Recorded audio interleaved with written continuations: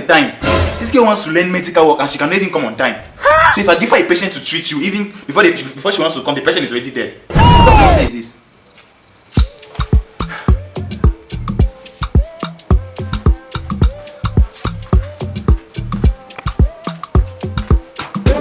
Good morning, Dr. Boris. Sorry for being late. I had some things that kept me back. Sit down. Alright, so young lady, apologies have been accepted. So I will just... What was your name? My name is Unji Precious, though. Precious. And you wish to work with Dr. Boris, right? That's a privilege. I know you have heard about my vibes around the quarter and how people have been appreciating me and you feel like I'm a good person to work with. I appreciate that. Yes, no. So I'll ask you some few questions here and based on your response or your answer, I'll know if you are ready to work with Dr. Boris or not. Are you ready? Okay. So can you, in some few sentences, explain to me when somebody swallows food, the processes that it goes through before it enters the stomach? Okay, Doc. To begin with, for somebody to swallow, the tongue is going to roll this food into a mass of food that we'll call a bolus. Okay. And then the tongue will push it through the pharynx.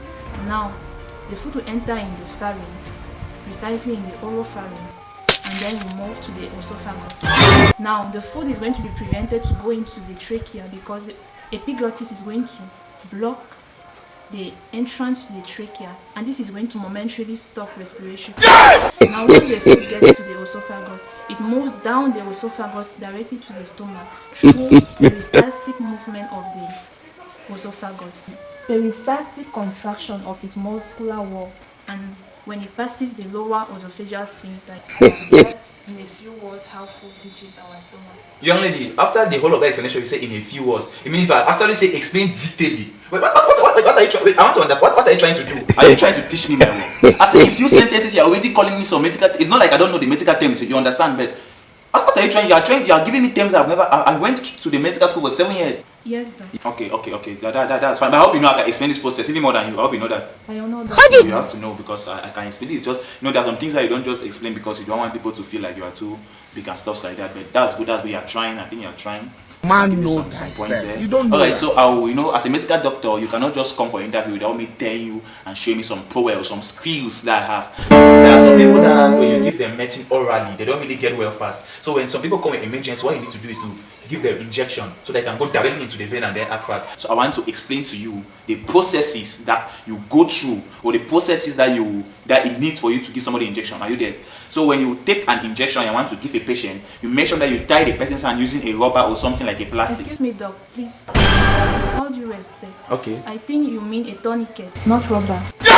Tourniquet. Toenail. Tourniquet. Okay, tourniquet. But I was not done explaining. I was supposed to call it. I wanted to say a rubber or a plastic or a tourniquet. A tourniquet. Yeah, a tourniquet. Whatever you explain. So when you tie it, yeah, that's good. But you are trying. You can keep up. So when you tie it, you put the injection in the person's hand. You make sure when the injection enters the person, you remove the injection. Sorry, Doc. I have a question. Don't want peace. Sorry for interrupting again, but I think you might have missed some steps. You have to untie the tourniquet before sending the injection. If not, you are going to cause a swelling. Wait, young lady, do you know you're talking to Dr. Boris? Did you come here to teach me? No, Doctor, I'm really sorry. Have I told you I'm done explaining? If I say pidgin, I don't say I doctor is speaking pidgin. Do you know you have for interview?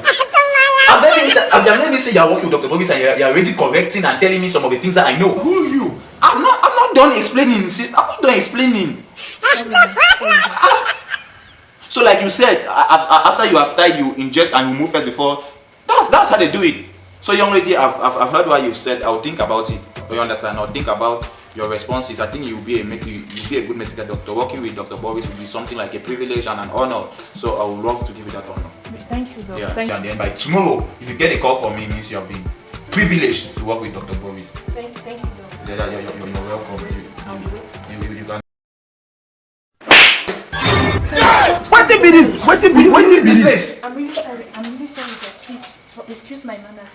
Leave this place, young lady. It's okay, I'll call you tomorrow. What nonsense is this?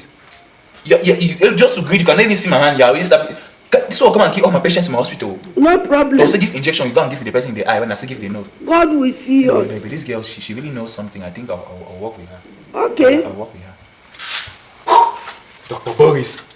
Meaning she's going.